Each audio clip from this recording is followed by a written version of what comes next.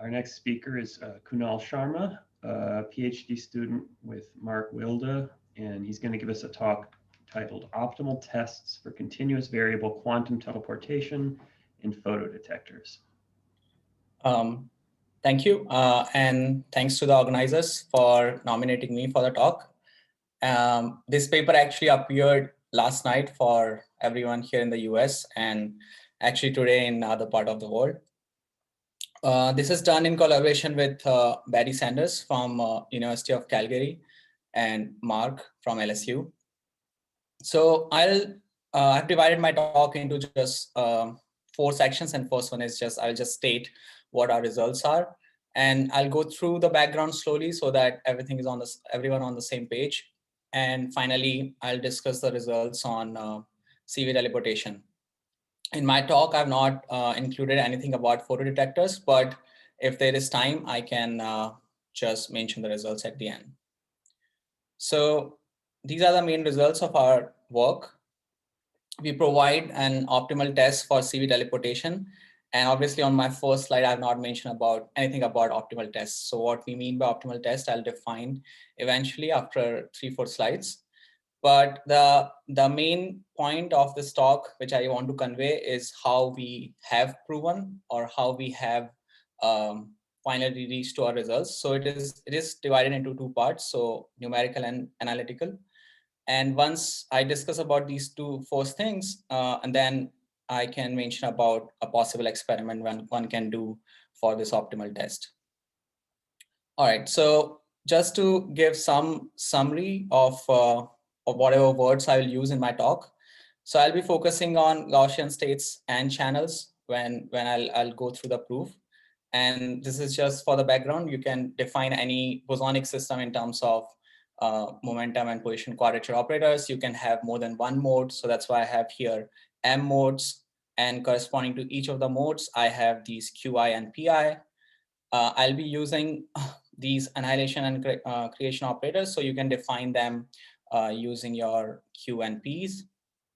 You can write everything for M modes in a very compact form. And that's why I've defined here this R hat, which is just a vector of these position quadrature operators and then momentum quadrature operators. And as we know that they have to satisfy some sort of commutation relation, you can also write it down in terms of these commutation relations, which is just a way of writing in a compact form for M modes. So now the things become very nice when you just focus on Gaussian states, because you can define something called mean vector and covariance matrix for any state. But so mean vector is defined as this box where I'm just trying to find the expectation value of these quadrature operators. So remember, I define R as a vector. So this mu rho is also a vector of expectation value of QIs and PIs. And similarly, you can define a covariance matrix where now you have to find the expectation value of this operator here with respect to state rho. So these curly brackets here mean like you're trying to find the anti-commutator.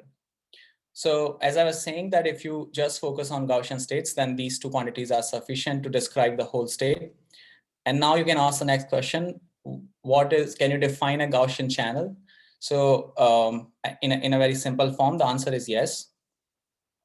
So if I define it in terms of in simple words, then let's say if I start with some Gaussian state, and if I transform it to another Gaussian state, and if I can show that all Gaussian states gets transformed to Gaussian states, then the operation which was doing all this is called Gaussian channel. So it can be defined from, let's say, N modes to M modes. And the nice thing is, as I was saying in the previous slide, that Gaussian states are defined using mean vector and covariance matrix. If you really want to characterize any Gaussian operation, you just check how the mean vector and the covariance matrix is transforming. So you can define this transformation using 3 variables, so this X matrix, this Y matrix, and this real number D. I mean, it's also a vector, so I've defined them below. So X is a real matrix, Y is also real, but it's all even positive, semi-definite, and symmetric. And D is a real vector. And now you can ask, oh, can I just come up with any x and y and d to claim that it corresponds to a Gaussian transformation? The answer is no. They have to satisfy this property if you want to claim that, okay, these matrices correspond to some sort of Gaussian operation. So I've defined Gaussian states, Gaussian channels. And now in my work or in my talk, I'll be discussing some specific channels. And I think everyone is familiar with them, but I'll just define them so that the equations look very familiar. So pure loss channel, I mean, physically, it's just that you're trying to send some state and you're losing some photons. So you can model them using a beam splitter with transmissivity eta. So what you are doing here, you want to send this state rho. You are mixing it with a vacuum state on a beam splitter. And if eta is not 1, you are losing some photons. So you can model this using this left box, where what I'm describing here, so just to note down, I have defined these modes as A, B, and E prime. So when I'm writing the small letters, they correspond to these modes. So you can define this transformation using this equation in the left box. And I was saying earlier that when a channel is Gaussian, so this operation is actually Gaussian. So in that case, you can define everything in terms of these X and Y matrices, which is quite simple for a single mode. You can see it's just identity matrix multiplied with some coefficient. If I will again use this channel, so I'm denoting it with this curly L. You can also define the opposite version of losing photons, and this is called quantum limited amplification. So it's a similar situation, but instead of a beam splitter, now you have this two-mode squeezer with gain parameter G. So you're again mixing your input state rho with vacuum state, and the transformation here, which I had, earlier for pure loss, but now it's given by this of the annihilation and creation operators. And you can also define X and Y matrices, which look like this. And the last example of channel, which I'll consider in my talk, is called additive noise channel. So you can think of additive noise channel as if you were applying displacement operation on your state, and you're applying a probabilistic mixture of those. So this is what I just said in words, and it's a specific Gaussian probabilistic mixture, which is given by that. And just to clarify, d alpha here, as I said, it's displacement operation. And this channel is even simpler in a way that your X matrix is just identity. So you're just adding a noise, like additive noise in the covariance matrix, if I break it down in words. And so these were the three channels I considered: pure loss, quantum limited amplifier, and additive noise. And they are related to each other in this transformation, which I have written below. So where you can see that any additive noise channel with parameter sigma bar can actually be thought as if you applied a pure loss channel, and after that you applied an amplifier channel. But you have to pick these eta and 1 over eta such that they satisfy this kind of relation. And this is such a simple trick, but this will be crucial to simplify the problem which we are trying to solve. So I have covered the background. Now let me go to the CV teleportation task. So I think this is familiar to everyone, which is, if you know discrete variable, then this is exactly the same picture. So in the teleportation task, you start with some entangled state. So in the CV case, it is a two-mode squeeze vacuum state, which is a purification of a thermal state. And I've defined it below here. So here n bar is a parameter which defines this state. If you actually take the partial trace and define a thermal state, then it's a mean number of photon of that thermal state, the n bar. So what you have to do, let's say the goal is to teleport this row from Alice to Bob. So that's why I have written A and A prime for Alice. And the goal is to send it to Bob. So initially Alice and Bob share a two-mode squeeze vacuum state. Now Alice mixes her part of the shared state with the unknown row. So this state could be unknown to, both either and, so both Alice and Bob. So after mixing on a beam splitter, Alice performs homodyne detection. So these yellow measurement boxes are homodyne measurement. And whatever classical output she gets, she sends it to Bob. and Bob performs some unitary correction. And then finally, if everything is perfect, then Bob gets rho at his hand. So in this case, I mean, I've already started talking about if everything goes perfectly, which means if every component of this protocol where you have, let's say, this 2-mode squeeze vacuum state which has some squeezing parameters. So only when the squeezing goes to infinity, which never happens, and only when the detection efficiency is perfect, which also never happens, then you can perfectly teleport. So in that case, you induce actually an identity channel on your input state rho, which you wanted to teleport, because you just started with rho on Alice's side, and then now the rho has appeared on Bob's side. But in realistic situation, you actually have a noisy version of it, and the noisy version of teleportation is modeled by additive noise channel, which I defined earlier. And now the question which you can ask is, how do I check whether I have teleported the state properly or not, or whether my whole teleportation setup is working as it's supposed to work? So prior to our work, people consider that, okay, let me just check on coherent states. I'll try to teleport coherent states. So essentially, you're trying to find fidelity of the final state which you teleported with the coherent state.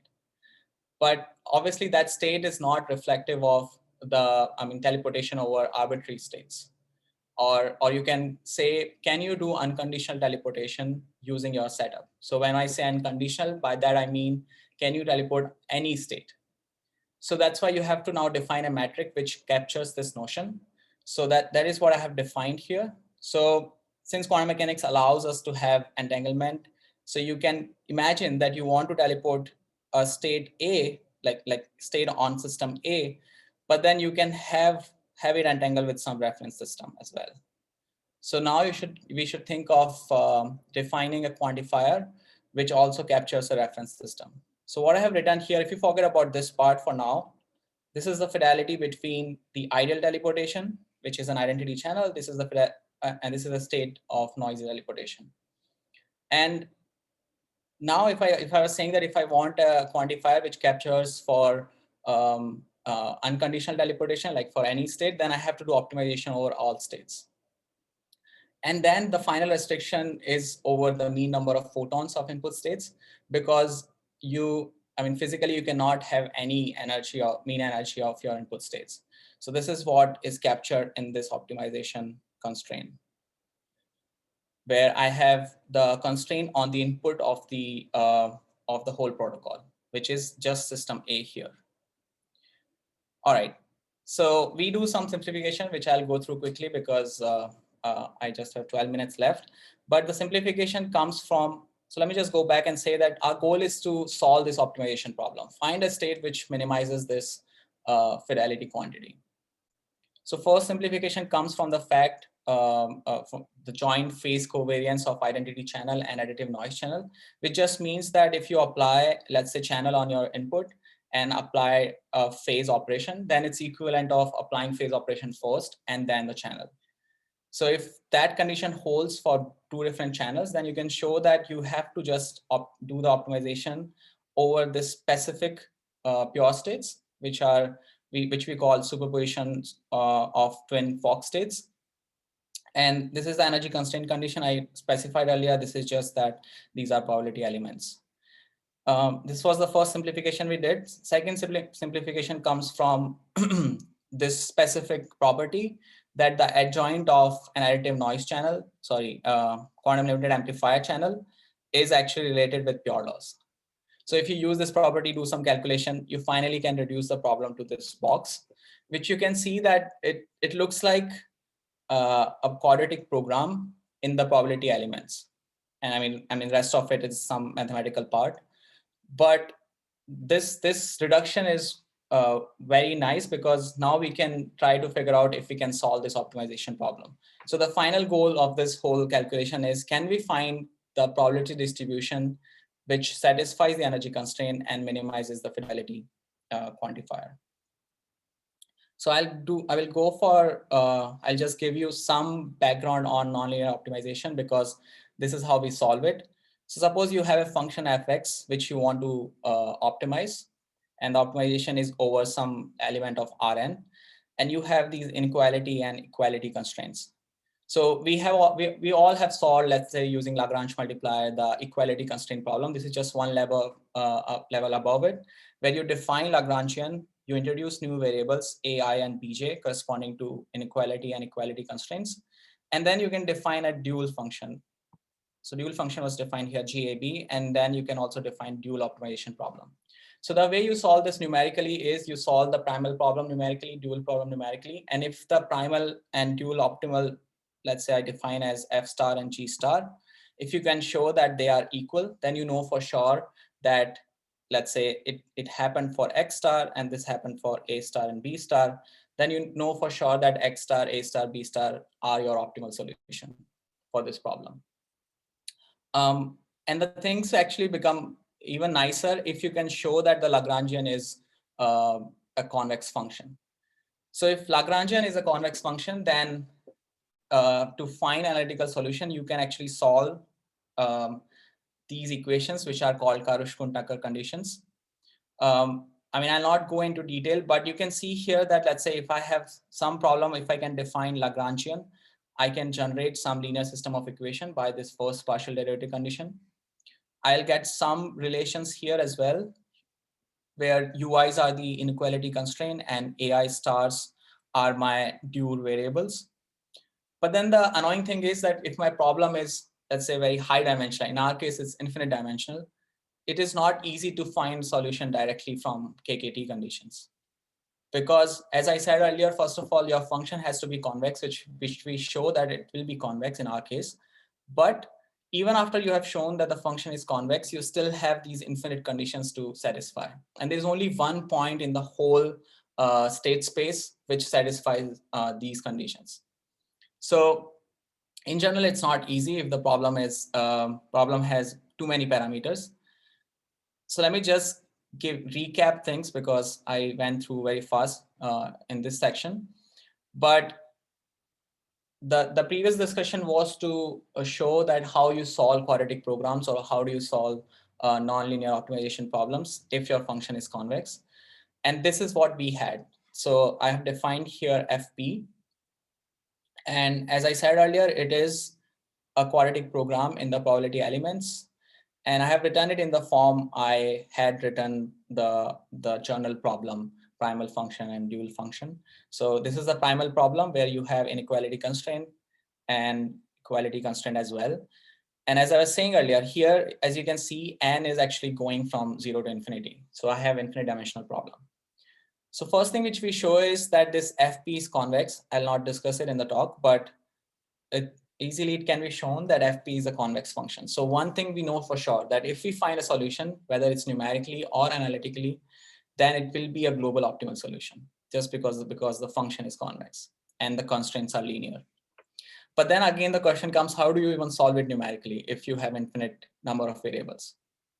So what we do first, we solve it actually for finite truncation. So what we do now, we say, okay, let's forget about infinity. Let's just replace all these infinities with m. So instead of here, we say it goes from 0, 1 up to m. And here also I replace infinity with m. So this is the truncated version of this quadratic program. And we try to solve this numerically. So you can use the existing packages in MATLAB or any other software where you can solve quadratic program with inequality constraints easily if the number of parameters are not too high. So this is what we do. So these are our numerical results. So what I'm plotting here, so just for convenience, I have written a short form of the channel fidelity between identity and additive noise channel. And to solve this numerically, I set the truncation parameter to be 50. I could even go for 60, 70, but the value of the optimal solution was not changing. So I've plotted it here for 50. And I'm plotting here for different E values. So you can see, so let me just clarify that this E value is the energy constraint on the input state. And people often get confused that is this value correspond to the energy of two-mode squeeze vacuum state, which is used in the teleportation protocol? No, this is not what I'm using. This E corresponds to constraint on the input states, which I want to teleport. So, I mean, the core message from this slide is that if you increase the energy of input states, so let's say you pick this 2.1, you can see that this state has the worst fidelity. So as you start increasing the input state energy, then you will have tough time teleporting it from Alice to Bob. And now the next thing is, suppose if I solved it numerically, and just imagine that when I was solving it numerically, MATLAB actually gives me the state as well, or the probability vector as well on, I mean, the 51 dimensional vector. And suppose I get this answer where I have non-zero elements only in, let's say, 0 state, 1 state, and 2 photon state. And rest of them, it shows me that rest of them are 0. Once I have this information, I can actually solve this problem analytically. So I was claiming earlier that finding an analytical solution using KKT condition is challenging because you have infinite number of variables, infinite number of conditions. But once you have sorted out that for this truncated version of the problem, if I have found the solution numerically, I can actually check if it satisfies KKT conditions for the infinite dimensional problem. And that's what we do. So we actually solve this. So this was the problem. This was the initial problem. You can define Lagrangian. So this is just for the sake of showing you that you can introduce these KKT variables or slack variables. And then you can write the KKT conditions for this infinite dimensional problem now. And what I did after that, let's say for this example, when you say that, okay, I have just non-zero elements only for 0 photon state, 1 photon state, and 2 photon state, and rest of them are 0. You can show that one by one that all these conditions are satisfied, and which was not clear when we were trying to do it. Initially, it was not clear, but it turns out that you can show all of them are satisfied, even for the infinite dimensional problem. So that way, you can say for sure that the solution which we get for let's say specific value of energy constraint and the noise parameter of teleportation, then that solution is optimal even for the infinite dimensional case. So here I just have an example just for the sake of showing how we get the analytical expression. So this is how I define the Lagrangian. And suppose I set these energy and additive noise parameter to be these values, then this is what we get. This is the non-zero element of my probability vector on the infinite dimensional Hilbert space. And this is the minimum fidelity value. So the final message is that for this example, the state which is optimal for the optimization problem I defined in terms of channel fidelity between identity channel and additive noise channel is given by this state. So I just have 2 minutes, so I can first show this comparison. So as I was saying earlier, like earlier people used to study, okay, what is the fidelity of teleporting a coherent state? So you can see here I'm plotting this correspond to the coherent state, and this blue curve corresponds to 2-mode squeeze vacuum state, and this red dots are optimal states. So you can see here that if you were relying on coherent state teleportation fidelity, then that was not a good metric if you wanted to teleport any arbitrary state. And it's interesting that we find that the fidelity corresponding to 2-mode squeeze vacuum is actually very close to being optimal, which we were not expecting. And I mean, we don't have any proof that why it's so close, but that's interesting question to think about. So finally, I just have 2 slides to just discuss how can you perform this experiment for this optimal test. So as I was saying earlier, let's say you know your optimal state, as I described earlier, how to find it. Then what you can do, you can perform the teleportation procedure. So you have this state which has a component and then also reference system. So you just perform the CVTP is short form for continuous variable teleportation protocol. So you perform it on the A system. And finally, you have to do some sort of measurement in this part so that you can find the probability of this projector. I mean, essentially what I'm going after is this fidelity, right? So this n sigma bar psi is the output of my teleportation, and I want to find the fidelity with my initial state. and that's the quantity I'm after. Just to clarify that when I'm writing this CVTB box, I mean this whole setup which I described earlier for teleportation. One of the ways, sorry.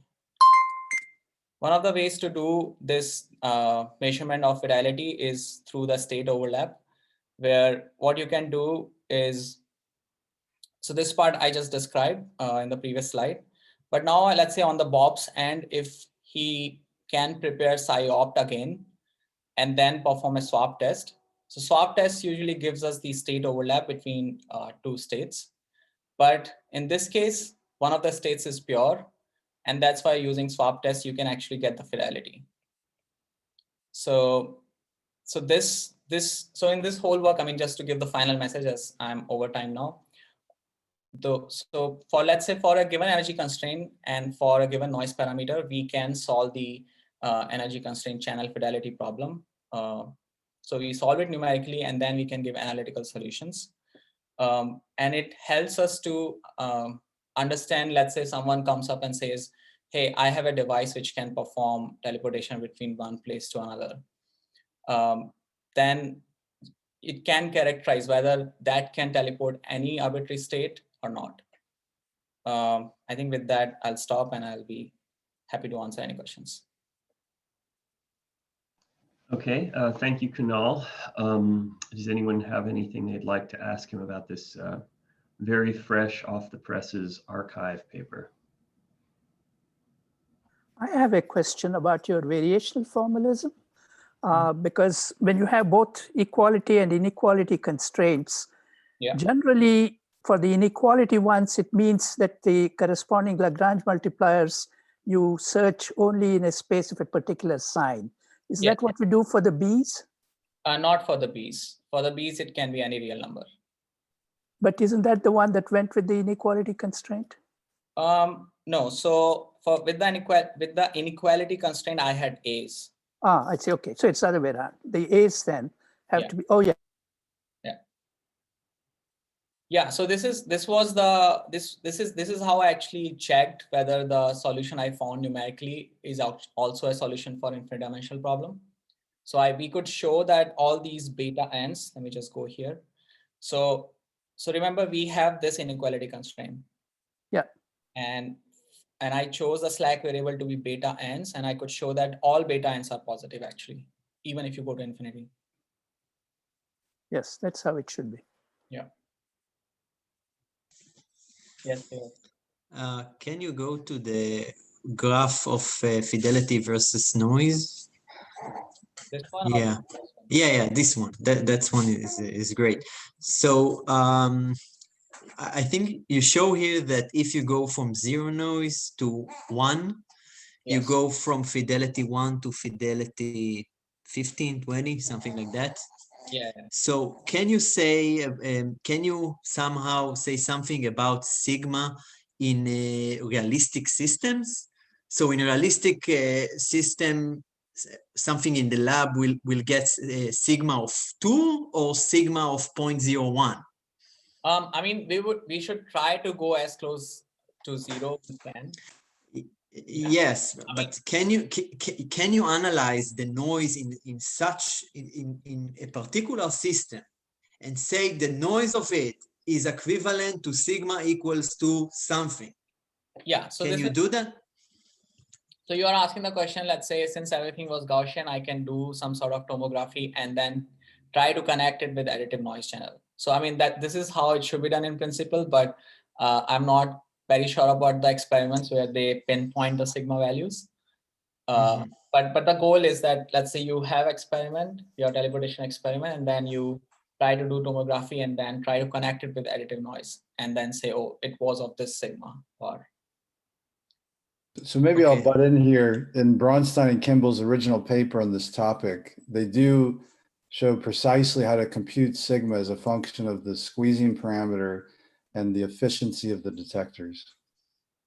And they get something in order of I don't know precise numbers. We should sit down and do that. It would be a simple calculation.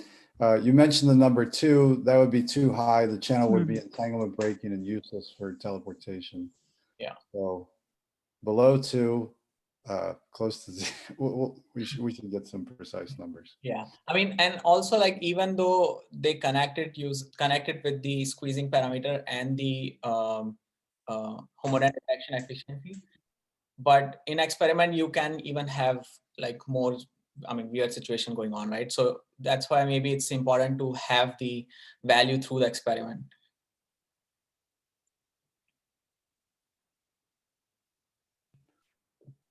Yeah, that final test experiment with the swap test is especially attractive because it means that you don't have to project. You only need the ability to prepare the state. That's something we realized recently in a conversation with Patrick Hayden. So, you know, we'll talk to, we were talking with Omar about this earlier, and that was, it seemed like it was going to be difficult, but if we could do this, it'd be much simpler. Yeah.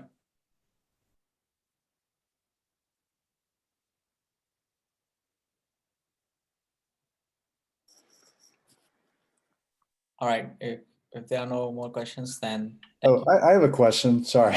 Now I'm going to like quiz you because I'm your collaborator on this. Okay. So we looked at fidelity, but we didn't talk about diamond distance. Do we know anything about that for this? Yeah, I mean, I think I tried earlier using diamond distance, but it was not as simple as fidelity because fidelity has these nice properties which we could use. That's right. But maybe there would be some way to numerically estimate it, you know, Yeah. to do some.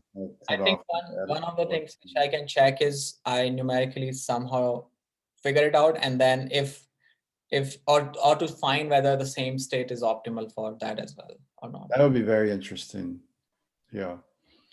And then something I found in work with Eliza for the discrete variable case of benchmarking teleportation is that normalized diamond distance and infidelity were actually equal for this particular task. And so I see. I don't know if that would quite happen here, but it's something to look out for. Mm-hmm. Sounds good.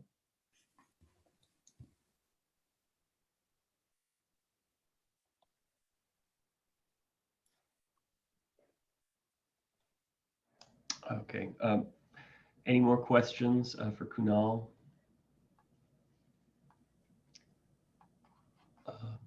All right. Well, thank you again for this interesting